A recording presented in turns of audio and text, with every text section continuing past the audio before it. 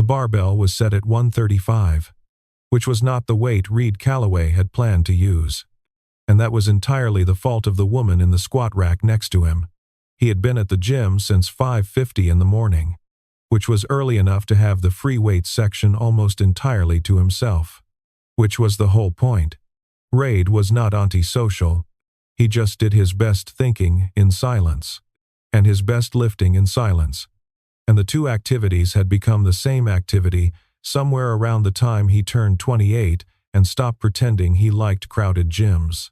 He worked long days running cable through walls and tracing faults in electrical panels, and by the time 6 in the morning came around, the only thing he wanted was 45 minutes of not having to talk to anyone. He had been doing fine at that. Then she arrived. He had noticed her 3 weeks ago, which he would not have admitted to anyone, including himself, if he had been able to stop noticing.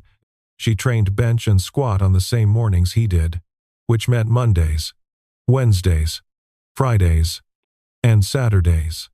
And she trained with the kind of focused quiet that made it hard not to watch.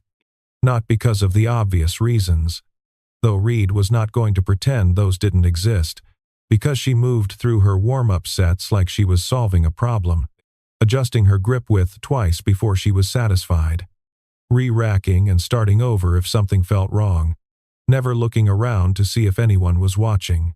He had set his bar at 150, which was his working weight, and had been chalking his hands and very deliberately not looking at the rack next to him when she said his name. Reid. He turned. She was standing 2 feet away, bar already loaded at 115, looking at him with the particular expression of someone who has decided to do something and is not going to waste time on preamble. She had her hair pulled back in a way that looked like she had thought about it for approximately 4 seconds and arrived at a result that would have taken someone else 20 minutes. Her eyes were a shade of brown, so dark they were almost black, and they were looking at him with a directness that made him feel like he had been caught doing something, though he hadn't been doing anything. "Your ride," she said. It was not a question. "Yeah," he said, because it was, "I need a spot." She tilted her head toward her bar. "1 set. My regular partner bailed and I'm not leaving without hitting this weight." He looked at her bar. 115 was not a weight that required a spotter for someone who clearly knew what they were doing. But he was not going to say that, because she had called him by his name and he had no idea how she knew it. "Sure," he said. She got under the bar without further ceremony. He positioned himself behind the rack, hands loose at her elbows, close enough to catch but not close enough to interfere. She unracked it smoothly, controlled the descent, pressed the first rep without hesitation. 4 reps in. She was breathing harder but her form held clean, elbows tracking properly, feet flat. Reed watched her wrists, which was the technical thing to watch, and tried not to be aware of how close he was standing. On the 6th rep, she said it. "A little closer." Her voice was low, almost conversational, the way you'd say it to someone in a library. Reed shifted forward an inch. She finished the rep, then the 7th, then the 8th, and he caught the bar on the re-rack without being asked to.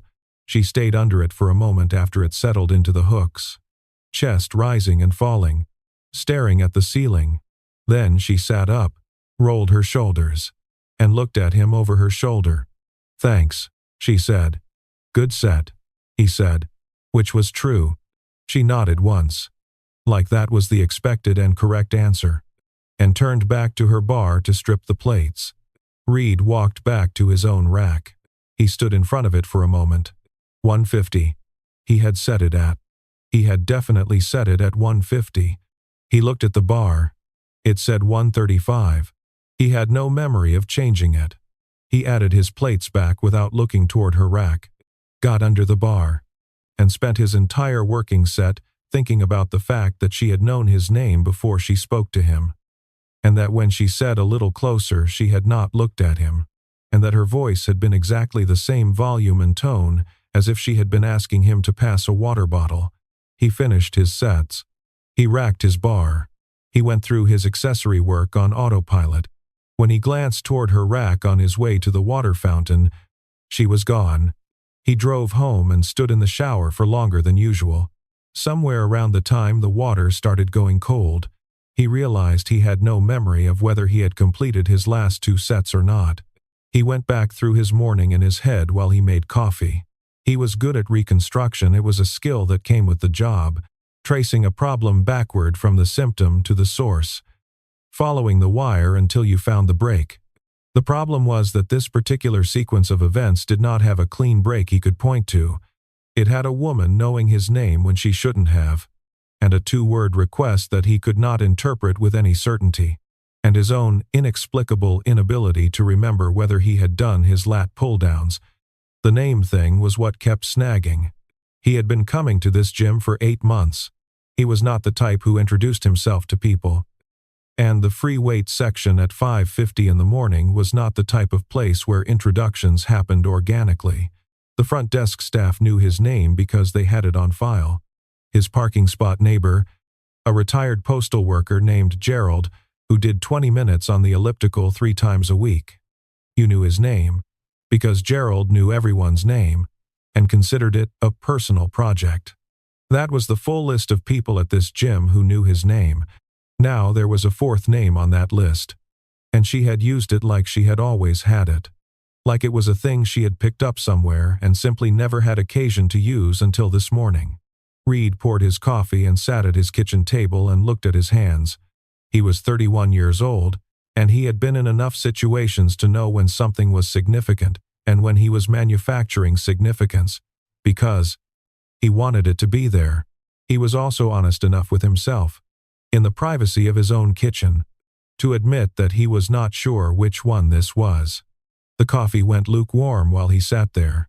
He picked up his phone. We checked his work schedule for the day, a panel upgrade in a commercial building on Dexter. Straightforward work. The kind that left his hands busy and his mind free and put the phone back down. A little closer. He had shifted forward an inch. She had finished her set. He had caught the bar. She had said thanks.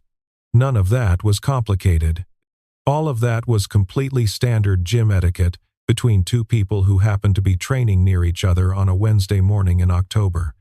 He was overthinking it. He finished his coffee, rinsed the mug, and went to work. By noon, he had pulled 300 feet of 12-gauge wire and still had not stopped thinking about it, which told him something he was not entirely prepared to deal with. The thing about electrical work was that it required a particular kind of attention, not the frantic, scattered attention of someone trying to keep too many things in the air, but the slow, methodical focus of someone who understood that one missed connection could mean a fire 6 months from now in a building full of people. You did not daydream on the job. You did not let your mind wander to Wednesday mornings and dark eyes and 2-word requests that might or might not have meant something. Reid was, by his own assessment, very good at his job. He was less good, today, at the part where his mind was supposed to stay where he put it. His partner for the day, a second-year apprentice named Dom, who was 23 and currently in the phase of his career where he narrated everything he was doing out loud as a way of processing it, talked steadily for 4 hours about a situation involving someone named Brianna and a text message that had been either completely innocent or deeply suspicious depending on which way you read it. Reid listened, or did the version of listening that involved making the right noises at appropriate intervals, and ran wire, and thought about how she had known his name. What would you do? Dom said, somewhere around the time they broke for lunch. If someone knew things about you that you hadn't told them. Reid looked at him. About Brianna. Dom clarified. She knew I was going to be at that bar. I never told her I was going to be there. Ask her how she knew, Reid said. Dom considered this with the gravity of someone encountering the concept for the first time. Just ask her. Directly, like a person. Dom nodded slowly. Yeah. He unwrapped his sandwich. Yeah, that's probably the move. Reid went back to his lunch and did not say anything about the fact that he had just given advice he had no intention of taking himself. He was going to go back to the gym on Friday morning. He was going to do his program. If she was there, she was there. He was not going to ask her how she knew his name, because that was a question that required acknowledging that the morning had mattered. And he had not yet decided whether he was going to do that. He was 31 years old. He was not going to walk into a gym and ask a woman how she knew his name because he had spent 2 days thinking about it. He drove home after work, made dinner, watched half of something on his laptop without registering what it was, and went to bed at 10. He did not sleep well. Friday arrived the way Fridays did when you had been waiting for them too quickly and with a kind of ambient pressure that had no legitimate source. Reed got to the gym at 5:48. He changed, did his mobility work, went to the free weights section. She was already there. She was warming up on the bench, lightweight, moving through her reps with the same focused quiet he had catalogued over 3 weeks of careful not looking. She did not glance up when he came in. He went to his squat rack, which happened to be the one next to hers, because it was the one he always used, and he was not going to change his rack because of a Wednesday morning he was not overthinking. He started his warm-up. Neither of them said anything. The gym was quiet, except for the low hum of the HVAC and the distant sound of someone on the cardio equipment upstairs. Reed worked through his first 2 sets and told himself this was fine. This was completely normal. 2 people training near each other. This happened every day in every gym in the country. Then she racked her bar, sat up, and said, "Your left knee caved on that last rep." He had been so focused on not looking at her that he had not noticed her looking at him. "I know," he said. "Mobility or fatigue? Little of both." She nodded like that was a reasonable answer. "There's a stretch that helps. You want it or are you good?" He looked at her. She was looking back at him with the same direct expression she had worn on Wednesday, the one that seemed to be constitutionally incapable of uncertainty. "Sure," he said. She showed him the stretch hip flexor opener, specific hand placement, exact duration. She described it without touching him, standing a foot away and demonstrating with her own body, talking through it with the crisp efficiency of someone who had explained it before and did not believe in unnecessary words. He did the stretch. It helped. "Thanks," he said. "We're even," she said, and went back to loading her bar for her next set. Reed stood there for a moment. He could not tell if she was the most self-possessed person he had ever encountered in a gym, or if she was doing something else entirely that he did not yet have the language to name. He went back to his squat rack, got under the bar, and this time he did not forget any of his sets. But on the drive home, all he could think about was the word even and the specific way she had said it, like it was a closing statement on something that was actually just beginning. Priya showed up on a Wednesday. Reed noticed her the way you noticed anyone new in the 550 crowd, which was to say immediately and without meaning to. Because the 550 crowd was 7 people on a good day, and the introduction of an 8th was an event. She was shorter than Sloane by about 4 inches, wearing a hoodie that said something Reed couldn't read from his rack. And she carried herself with the bright, observational energy of someone who had come specifically to see something rather than to train. She went straight to Sloane's bench. They did the greeting thing, the specific combination of a half hug and a shoulder squeeze that indicated genuine closeness, and then Priya sat on the end of the bench and watched Sloane strip her bar down for warm-up. Reed went back to his own warm-up. This was not his business. 3 minutes later, he became aware that Priya was looking at him. Not in the overt, head-turning way, in the calibrated, peripheral way of someone who was checking something against an expectation and finding it confirmed. He kept his eyes on his own rack. He heard Sloane say something in a low voice, and Priya make a sound that was not quite a laugh, but was adjacent to one. He squished his set. He re-racked. He chalked his hands. When he glanced toward the bench, Priya was still watching him with the expression of someone who had been shown a photograph and was now comparing it to the real thing. Sloane was pointedly not looking at either of them, which was its own kind of information. Priya leaned toward Sloane and said something. Sloane said, "Stop." Priya said something else. Sloane said, Priya, in the tone you used when you meant the sentence to end there. Priya looked back at Reed, caught him looking, and smiled at him. He nodded, because it was the socially correct thing to do, and went back to his sets. The banter between him and Sloane had started the previous Friday and continued through the following Monday with the natural momentum of something that did not need to be started because it had always been in progress. It had begun over his knee and her stretch, which had been a clinical exchange, and then somehow evolved over 4 sessions and approximately 0 acknowledged transitions into something that covered squat form and playlist choices and the specific type of person who used the cable machine incorrectly in ways that suggested they had never been corrected and did not plan to be. He's doing it again, Sloane said one Monday morning, tilting her head almost imperceptibly toward a man in a neon green shirt who was performing what appeared to be a bicep curl with his entire torso.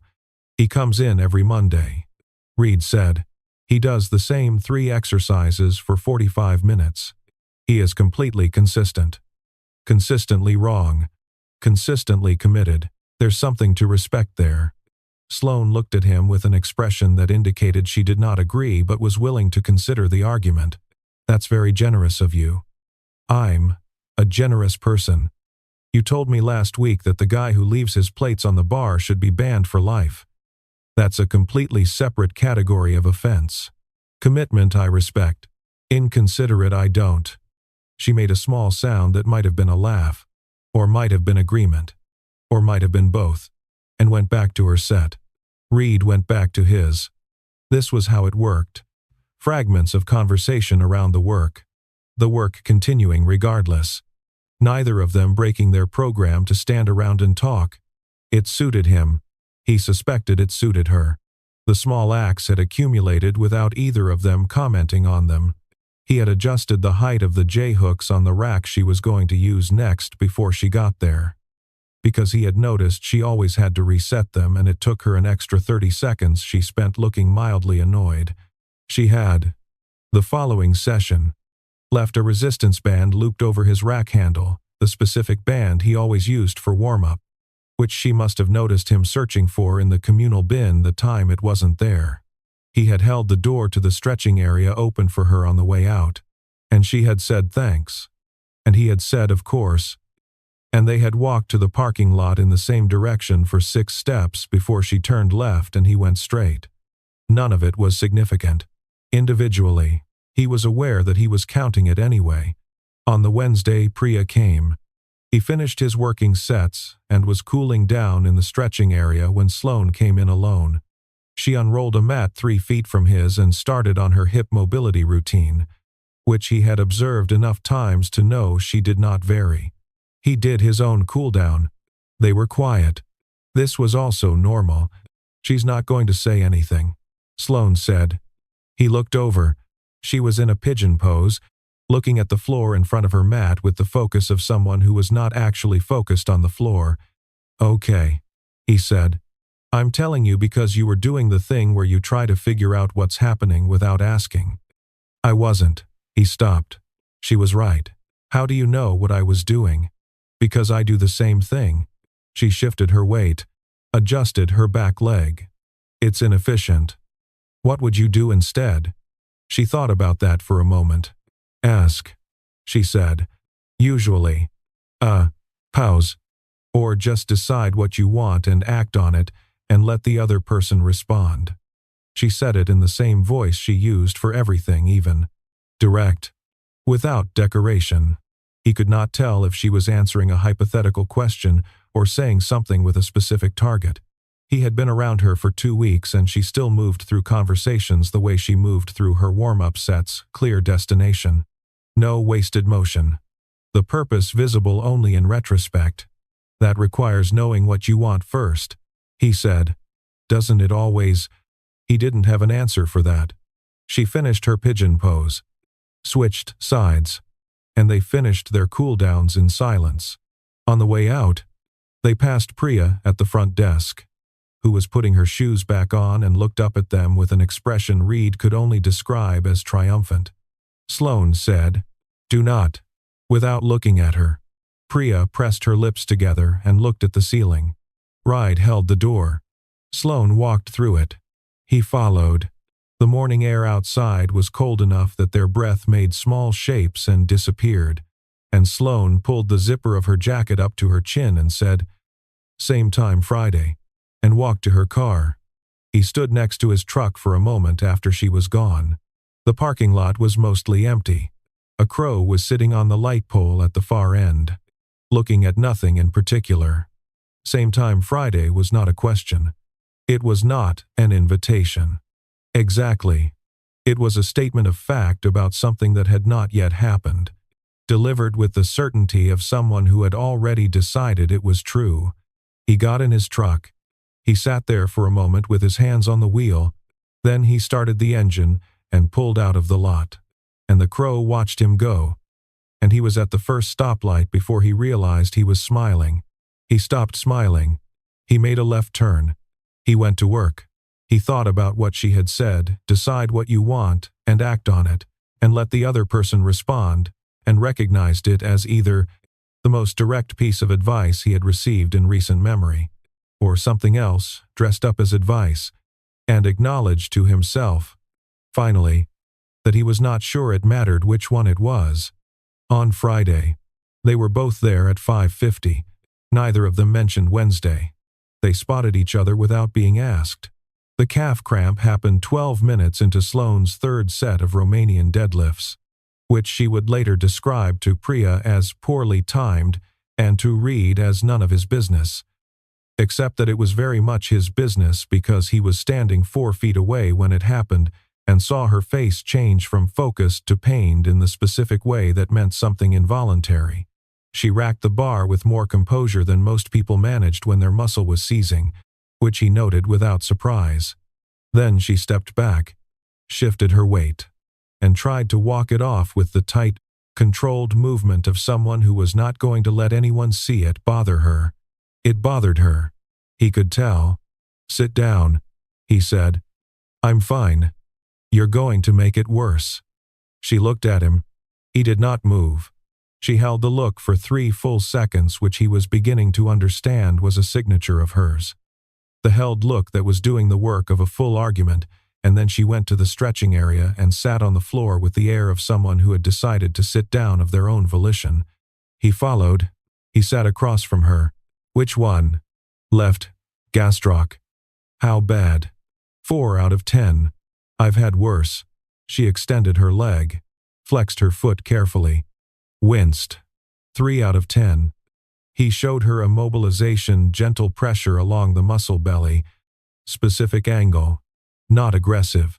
She let him guide her foot placement without comment. He was aware this was the first time he had actually touched her, and that he was being very careful to be clinical about it, and that being careful in that way was its own kind of acknowledgement of something. "You do this a lot," she said. "My apprentice cramps constantly. Too much coffee. Not enough water. Sleeps like a college student." "How old is your apprentice?" 23. "That's a college student." "That's basically a college student." He agreed. The muscle started to release. He could feel it under his fingers. The gradual softening of something that had been holding too tight. She exhaled.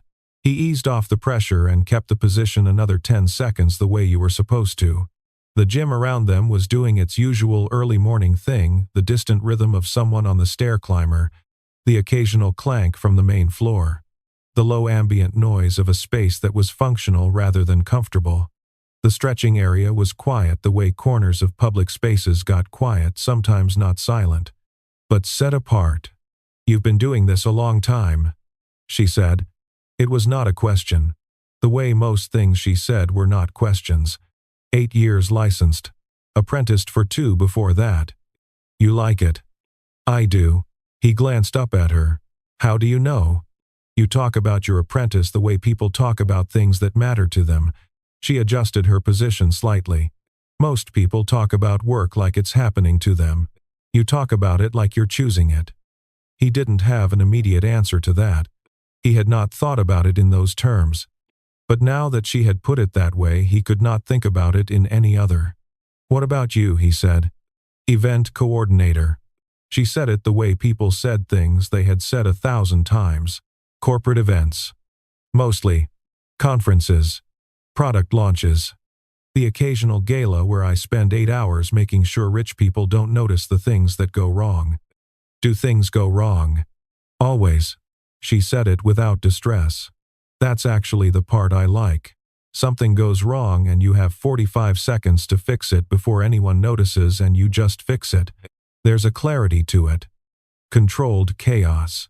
Organized chaos. There's a difference. A pause. Controlled implies you stopped the chaos. I don't stop it. I just stay one step ahead. He thought about that.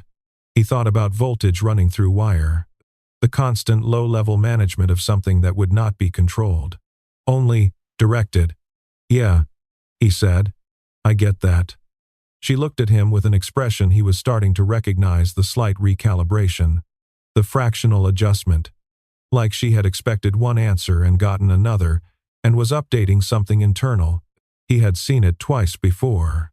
Once, when he told her the form cue she'd learned from a video was slightly off for her specific build. Once, when he didn't laugh at a joke she made that he suspected she expected people to laugh at, because the joke was funny but what she'd said before it was more interesting, and he'd responded to that instead. She stretched her foot again. Carefully. The cramp was gone. You can stop, she said. He released her foot. She pulled her leg back, rolled her ankle. Better. Good. They stayed sitting. He should have gotten up. There was no practical reason to stay on the floor, now that the thing that had required staying on the floor was resolved, but she had not gotten up either. And he was not going to be the first to move for reasons he did not examine closely. I wasn't planning to tell you that, she said. Tell me what? About the chaos. The part I like. She was looking at her hands, turning them over in her lap in a small unconscious movement. I usually just say, event coordinator, and people ask if I plan weddings and I say, sometimes, and then it's over. Do you plan weddings? Sometimes. I don't like them as much. Too much emotion attached to a very long logistics problem. She looked up. Most people don't ask about the chaos part. Most people don't say organized chaos like it's a personal philosophy. Something shifted in her expression. Not the recalibration, something quieter than that. She looked at him for a moment with an expression that was so far from her usual directness that he almost didn't know what to do with it. It lasted about 2 seconds. And then she was back. My gym schedule, she said, is Monday, Wednesday, Friday, and Saturday. He had known this. He had been knowing this for 3 weeks. The fact that she was stating it out loud, plainly, with no apparent reason to volunteer the information except that she was choosing to share it, settled somewhere in his chest in a way he didn't try to name. Same, he said. I know, she said. She got up from the floor with a fluid, careful movement favoring the left leg slightly, though he suspected she would have denied it and rolled up her mat. He stood. She looked at him for a moment. The gym was brightening through the high windows as the morning progressed, and the light caught the angle of her face and did something complicated that he did not think about. Saturday, she said. Saturday, he said. She went back to the main floor to finish her session. He went back to his rack. His last 2 sets were his best of the week. On Saturday, she was already warming up when he arrived. She didn't look up when he came in, but she had set the rack height on the station next to hers 2 inches lower than the default, the exact height he used, the specific adjustment he made every single time. He stood in front of the rack for a moment, looking at it. Then he loaded his bar and got to work. He told himself on the drive home that he did not yet know what her knowing his schedule meant, or what adjusting his rack height meant, or what any of it meant. He told himself this with the focused, methodical attention of someone who understood that one missed connection could mean consequences further down the line. He did not entirely believe himself.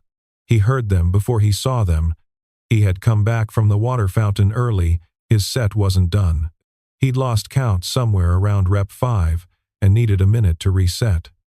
Which was the kind of thing that happened when your mind was elsewhere, and your elsewhere had hair pulled back in 4 seconds and eyes that recalibrated everything.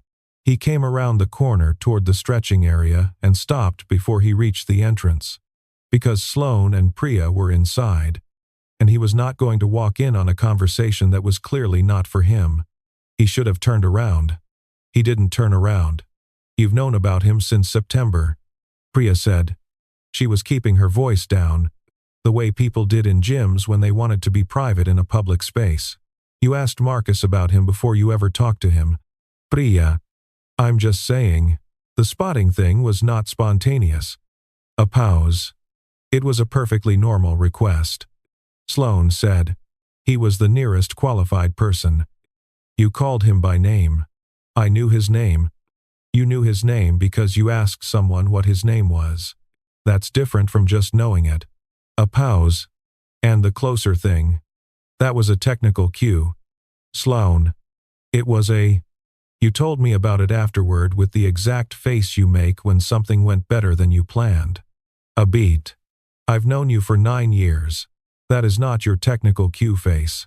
That is your, I said a thing, and I'm not going to explain it face." Sloane did not respond immediately. Reed could hear the particular quality of a silence that was happening because someone was deciding whether to say the true thing. He wasn't supposed to hear it the way he heard it. She said finally, "Or he was. I don't know. Both." Reed stepped back. He moved carefully, quietly, the way you learned to move in walls and ceilings when you were trying not to disturb things. He went back to the main floor. He stood in front of his rack for a moment with his hands at his sides. He had known her name since September. He thought about the morning she'd called him by name and how he had catalogued it as strange. He had spent 2 weeks working backward from that single data point, not quite willing to arrive at the conclusion it pointed toward. He had almost said something on Saturday, when he came in to find his rack already set to his height, had almost turned to her and said, "How did you know?" and had not done it, because saying it meant acknowledging that he had noticed, and acknowledging that he had noticed meant acknowledging everything else. It had not been spontaneous. She had asked about him. She had known his name and his schedule, and apparently something about his form. Because she had corrected his knee on the 2nd day with the ease of someone who had been watching longer than 2 days. She had known, and she had planned it. And the morning she asked him to spot her, she had already decided. He picked up his chalk bag, set it down, picked it up again. The thing moving through him was not a clean emotion. It was not the simple warm thing he had been quietly managing for 3 weeks. It was something more complicated, something that had a floor beneath it that he had not expected to find. He had spent 3 weeks walking into this gym telling himself he was not assuming anything, not projecting anything, not building anything from evidence that didn't warrant it. He had been right. He had not been projecting. She had already. He thought about what she had said in the stretching room. Decide what you want and act on it and let the other person respond. He had thought she was being philosophical. She had been telling him exactly what she had done. The anger was not the right word for it. And he knew that what it actually was, stripped of the defensiveness. It was something more like the vertigo of finding out the ground was not where you thought it was, not gone, just at a different level. He had been building a picture of how this was going, and it turned out the picture was already built. He had just been allowed to think he was building it alongside her. He did not finish his working sets. He went through his accessories with the distracted mechanical motion of someone doing the thing because stopping would require a decision he hadn't made yet. When he passed the stretching area doorway again, Priya was gone. Sloane was on her mat, mid-stretch, and she looked up when he passed. He saw the moment she read his face. Her expression did not change. Exactly. But something in it went careful and still in a way he had not seen on her before. She held the look, not the 3-second held look, the one that argued without speaking. This one was different. This one was watching. He did not stop. He went to the locker room, got his bag, walked out to the parking lot. He sat in his truck for 11 minutes. He knew it was 11 because he watched the clock on the dash without meaning to. The way you watch things when you were waiting for yourself to figure out what to do next. She had known about him and chosen him and set the whole thing in motion, and then sat next to him for 3 weeks building the most careful, considered, unhurried version of something he had spent those same 3 weeks trying not to want. He started the engine. The problem, he understood on the drive home, was not that she had planned it. He was not actually angry about that. He ran the whole thing again, and the anger didn't hold up under examination. It softened into something else when he pressed on it directly. Something that felt more like he had, to be honest with himself in the privacy of his truck. Something that felt more like being overwhelmed. By the fact that she had wanted this specifically, by the fact that she had decided on him before he had managed to decide on anything. He was not used to that.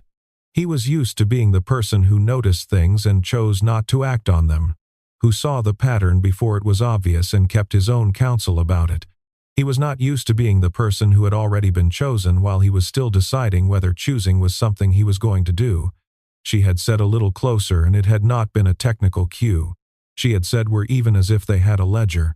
She had said, decide what you want and act on it, and let the other person respond. And he had thought it was advice. He pulled into his driveway and sat there. He thought about Saturday morning and his rack already at the right height, and the specific feeling of standing in front of that rack, not warm, not simple, something more complicated than that.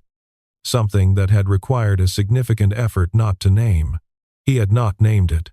He had loaded his bar and started his set, and spent the rest of his Saturday telling himself he was keeping reasonable distance from something he did not yet understand. He understood it now. He went inside.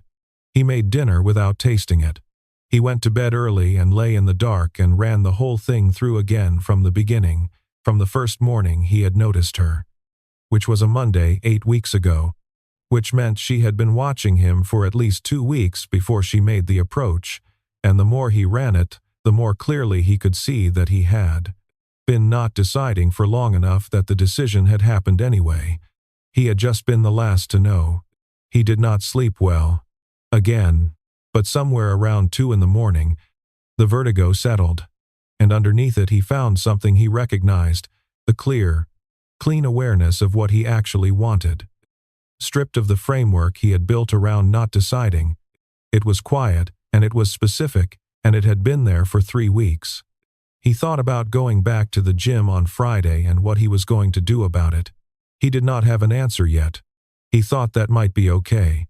She was standing next to his truck when he pulled into the lot on Friday morning, not waiting in the aggressive way of someone who had prepared a speech, not pacing, just standing there with her gym bag over one shoulder and her jacket zipped to her chin against the October cold. Watching him pull in with the particular stillness of someone who had already done the harder work of deciding to be there and was now simply waiting to find out what happened next. He sat in the truck for a moment after he cut the engine. Through the windshield he could see her clearly, the set of her shoulders, the way she was holding herself, which was the way she always held herself, except that something around the edges of it was different this morning. Careful in a way she usually wasn't. He had spent 3 weeks cataloging her and he could see the difference. He got out. She waited until he had closed the driver door and turned to face her. The parking lot was mostly empty, one other car. Gerald's Subaru already in its spot.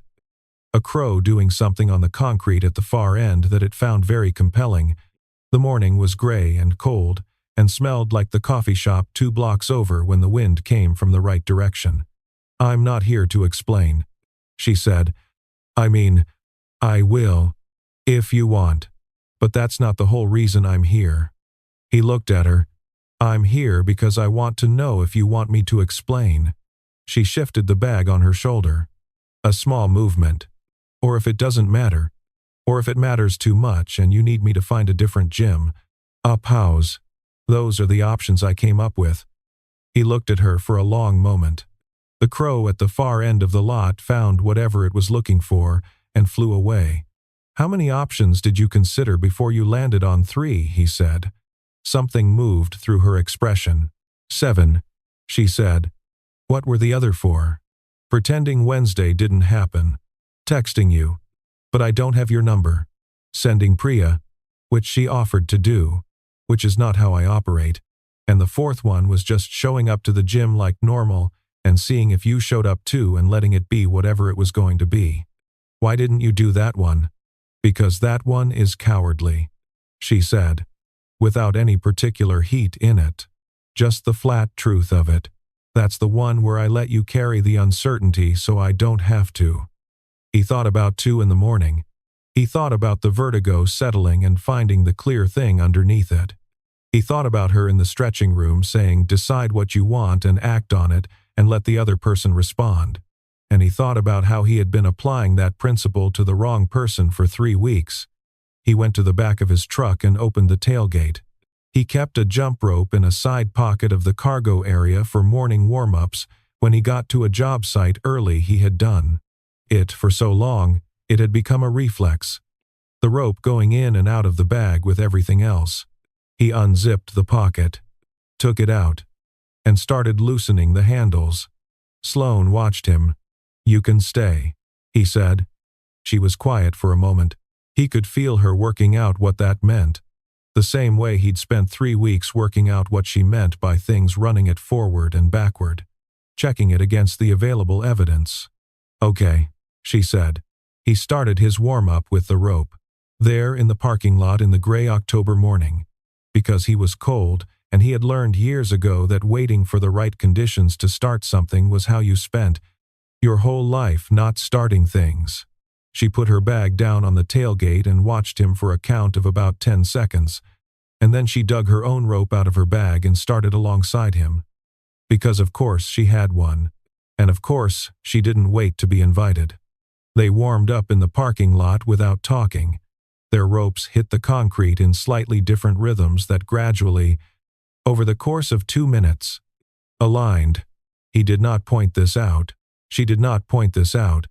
At some point Gerald arrived. He must have taken the back entrance because Reed heard the familiar sound of his car door and the pause that meant Gerald had seen them, followed by the sound of Gerald deciding this was none of his business and going inside. Sloane finished her rope work and coiled it with the quick, practiced movement of someone who did not leave things messy. You said I can stay, she said. That's it, that's the answer. That's the answer for now. For now, meaning I'm still thinking. He coiled his own rope. I don't like making decisions when I'm in the middle of feeling them. I need a day or so to think around the outside of things before I know what I actually believe. She considered this. That's the most self-aware thing you've said to me. I've been thinking for 2 days. I had time to get there. What are you thinking around the outside of? He looked at her. She held the look back, not the 3-second argued one. Something different. Something that had less armor in it than usual. He was aware that she was doing the thing she had accused the fourth option of not doing, and she was standing here and carrying the uncertainty herself. Out in the open. Without redirecting it. Whether I'm bothered that you knew about me first, he said, or whether I'm only bothered because it means you wanted something and acted on it, and I spent 3 weeks not doing that. And that makes me feel slow. A beat. And I think it's mostly the second one. She absorbed that.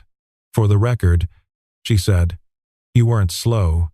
You didn't assume. Which is not nothing. I almost convinced myself I was imagining it. I know. There was something in the way she said it, not amused, not condescending, just honest. I was trying to make it hard enough to imagine that it wouldn't be ambiguous. I miscalibrated. A little closer was not miscalibrated. No, she said. That one I meant. He picked up his bag. She picked up hers. They walked toward the gym entrance side by side, their breath making small shapes in the cold air.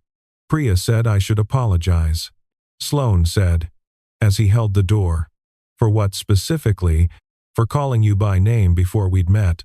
She says it's objectively weird. It is objectively weird. Are you bothered by it? He thought about the morning. He thought about standing in front of his rack with his chalk bag. The vertigo. And then the thing underneath the vertigo that was quiet and specific and had been there long before Wednesday. No, he said. They went inside. He spotted her bench that morning the way he had the first time, hands loose at her elbows, close enough to catch. She went through her warm-up sets with the same focused quiet, adjusting her grip once, resetting her feet twice. He watched her wrists. On her working set 125 today, 10 pounds heavier than the first morning she was on the 7th rep when she set it. A little closer. He shifted forward. She finished the rep. Then the 8th. Then the 9th. He caught the bar on the re-rack. She stayed under it for a moment, staring at the ceiling, breathing. Then she sat up.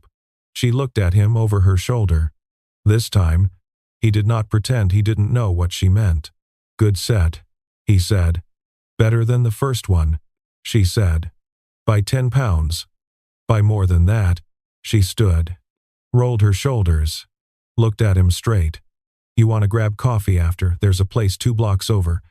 He had been smelling that coffee shop for 3 weeks every time the wind came from the right direction. He had not thought about going there. Specifically, because going somewhere after the gym was the kind of thing that required acknowledging that the gym was not the only place this was happening. Yeah, he said. I want that. She nodded once, the same nod as the first morning closed. Certain, the expected and correct answer confirmed. Except this time he could see behind it a little better. I could see what the certainty was covering. And it looked less like composure and more like relief. He went back to his rack. He finished his program. He did not lose count of his sets. Priya called on Saturday afternoon. Sloane was sitting at her kitchen table with her second coffee and the week's event brief open on her laptop, which she had been staring at for 20 minutes without reading. She picked up on the second ring. Well, Priya said. Well, what? Don't. I have been waiting since Thursday morning. I watched you stand in a parking lot and jump rope with a man at 6 in the morning, and then you sent me one text that said, "It's fine," and disappeared. Sloane looked at her coffee. It's fine. Sloane. She thought about the coffee shop, the small table by the window, the way Reed had wrapped both hands around his mug like he was used to drinking hot things outside in cold weather. Which he was. The way he had talked about his apprentice again. The fond exasperation of someone who was annoyed by the things they actually liked. The way the conversation had moved from careful to easy somewhere around the second cup without either of them marking the transition. And she had looked up at some point and it was 9:15 and she had a meeting at 10 and she had not been watching the time. She thought about standing outside the coffee shop afterward. The cold air. Him saying same time Monday the way she had said it to him. 3 weeks ago. In the parking lot. A fact about the future delivered as a statement. He let me stay, she said. That's it, Priya said. That's what you're going with. That's the whole thing. She turned her coffee mug in a slow circle on the table. He let me stay. Priya was quiet for a moment. Then she said, yeah, okay. In the voice she used when she actually understood something. Yeah, that's the whole thing.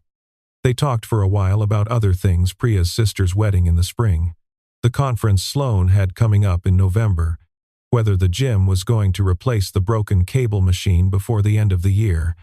Normal things. The kind of conversation that ran alongside life rather than being the point of it. After she hung up, Sloane sat with her coffee and looked at the window. The afternoon light was the low, golden kind that happened in October when the sun was at the right angle.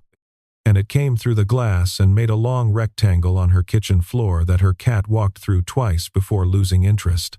She had spent 8 weeks watching someone from the careful distance of a rack away, learning the shape of him through observation, the methodical quality of his attention, the way he moved through his warm-up like he was solving something, the specific patience of a person who worked with things that could not be hurried. She had done the thing she told Priya was a calculated risk, and that she privately knew was more than that. She had said a little closer in a voice she had tested in her head 3 times before she used it, and she had spent the next 3 weeks not being sure she had been right. He had let her stay. She went back to her event brief. She read 3 pages before she realized she was actually reading them. Outside. The October light moved, and the rectangle on the floor shifted, and the afternoon continued the way afternoons did, ordinary and specific and its own thing, requiring nothing from her except to be in it. She was in it. Had you ever done something deliberate with someone, something you planned and then worried the whole time that if they found out how much you'd planned it, they'd feel set up instead of chosen? What do you think makes the difference between those two things?